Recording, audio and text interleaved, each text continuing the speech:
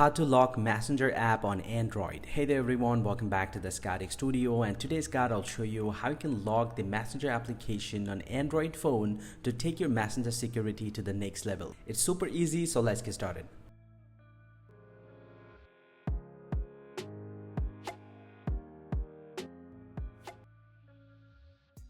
First, simply go and open up the Messenger application from a device and then tap on this menu button at the bottom right.